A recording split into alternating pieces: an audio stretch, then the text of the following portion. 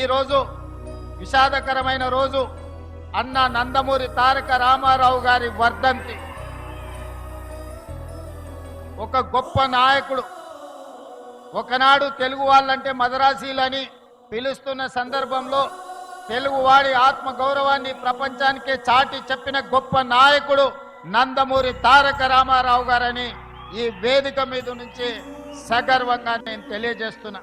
అదే కాదు, ఆనాడు పేదవాడికి పట్టెడన్నం పెట్టాలి, పేదవాడి కడుపు నింపాలి, పేదవాడి కళ్ళల్లో ఆనందం చూడాలి అని ఆనాడు 2 రూపాయలకే కిలో బియ్యం పథకాన్ని ప్రవేశపెట్టి ప్రతి పేదవాడికి తెల్లన్నం తినే అవకాశం ఆనాడు పెద్దలు తారక రామారావు గారు అవకాశం ఇచ్చారు. ఈ వేదిక మీద నుంచి పెద్దలు ఉత్తమ్ కుమార్ రెడ్డి గారికి నేను సూచన చేస్తున్నా, ఇంకా ఎవరైనా తెలంగాణ రాష్ట్ర నలుమూలలో రేషన్ కార్డు రాని వాళ్ళు ఎవరున్నా ప్రతి పేదవాడికి రేషన్ కార్డు ఇవ్వండి.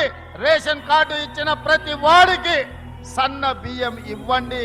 పేదవాడిని ఆకలి తీర్చడమే మన లక్ష్యము. ఇదే నందమూరి తారక రామారావు గారికి ఘనమైన నివాళి అని నేను ఈ సందర్భంగా చెప్తున్నా.